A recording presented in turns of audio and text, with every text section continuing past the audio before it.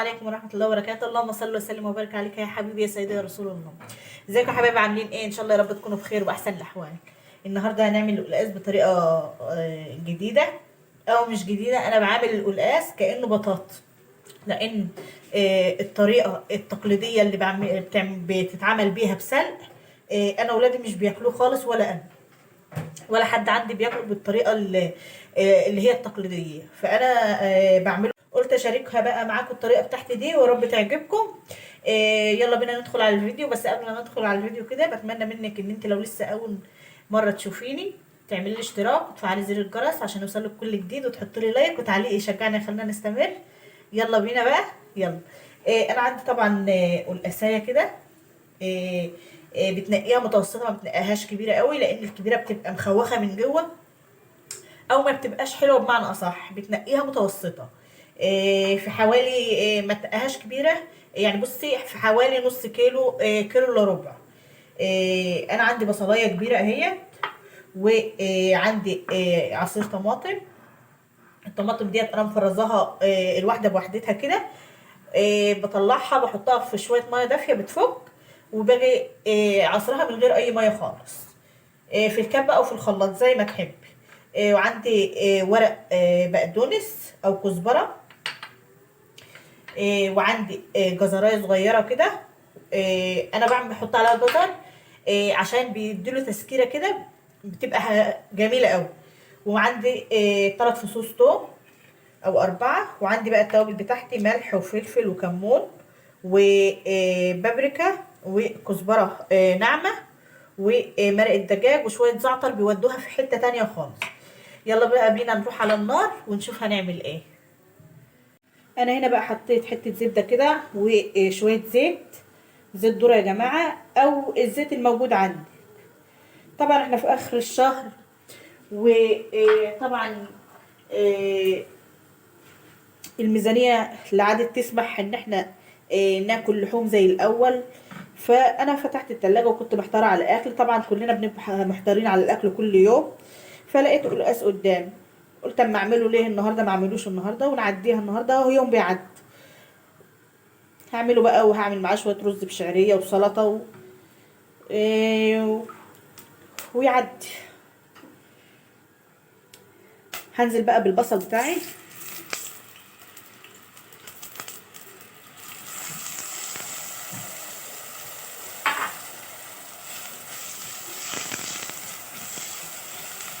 كده انا مش عايزاها تحمر قوي يا جماعه، انا عايزاها بس يا دوبك تاخد لون بسيط كده ذهبي حلو. وهنزل عليها طبعا بالايه، بالطماطم. احنا طبعا عارفين ان الحله الاستانلس ديت بتتحرق من اقل حاجه، فنكون مهوتين النار.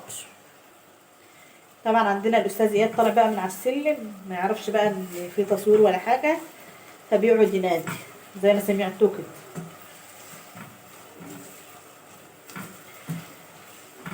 لحد ما تحمر بقى كده، انزلي بقى اعملي لي اشتراك وفعلي الجرس عشان يوصل لك كل وصفاتنا وكل الاكلات اللي احنا بنعملها. شايفين يا جماعه احمر ازاي بقى اهو. هجيب بقى التوم بتاعي اهو، هنزل بيه بقى في المرحله دي كده.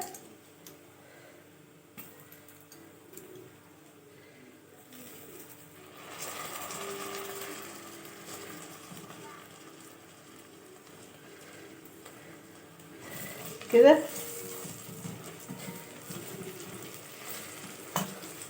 طبعا في فص نزل منه صحيح، انا قصدي ان انا انزله كده، انا عايزاه صحيح كده.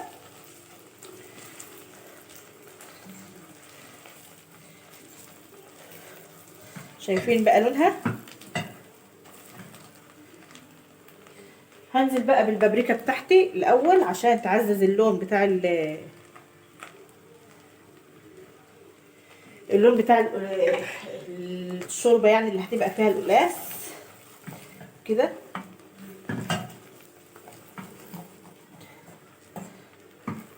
طبعا السمنه البلدي يا جماعه هي اللي عامله الرغاوه ديت، عشان ما مش ظاهر يعني البصل، لون البصل قوي كده.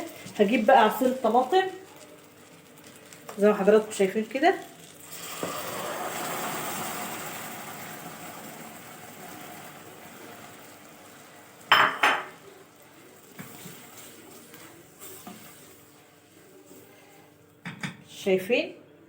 شايفين اللون يا جماعه، لونت بسرعه ازاي. والبابريكا دي يا جماعه والله العظيم اقسم بالله اختراع. يعني لو عامله ايه بيديله لون وبيديله تيست حلو وبيديله حلو، بيبقى جميل قوي. هجيب بقى بقيه التوابل بتاعتي احطها عليها كده اهو، وهسيبها بقى على نار هاديه. مرقه الدجاج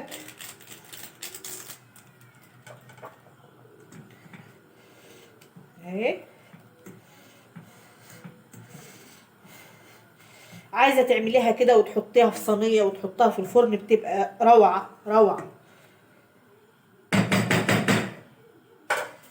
هسيبها بقى تتسبك مع بعضها كده، ولما تتسبك هنرجع هنشوف هنعمل ايه. خليكم معايا ما تروحوش في اي حته، ولو وصلتوا معايا في الفيديو لحد هنا تنزلوا تعملوا لي اشتراك وتفعلوا الجرس عشان يوصلكوا كل جديد، وخليكم معايا ما تروحوش في حته.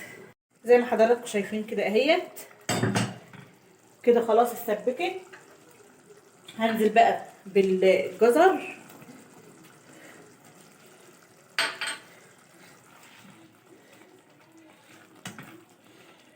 وهجيب ربع معلقه سكر، يعني على طرف المعلقه كده الصغيره، عشان الحموضه وعشان اعادل الطعم. بصوا قد ايه اهي، هي شويه صغيرين بس ايه الكاميرا مكتراهم يعني. هنزل بيها بقى كده، واجيب بقى القلاص بتاعي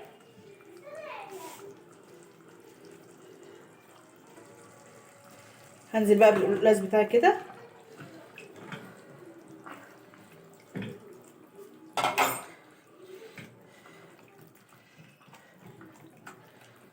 شايفين يا جماعه عامل ازاي؟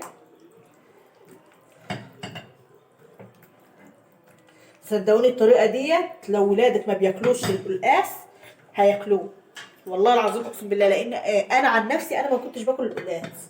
لما عملته بالطريقه ديت وقلت اجرب وطلع حلو كلته انا وولادي. شايفين بقى يا جماعه عملت ازاي القلقاس، عمل ازاي اه كانك بتطبخي بطاطس عادي. بصوا هجيب بقى الكزبره والبقدونس، حاجه بسيطه بس يا جماعه، مش كتير بس.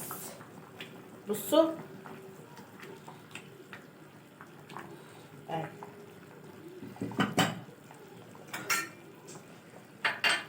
هسيبها بقى لما تستوي نرجع لكم تاني واحنا بنقدم.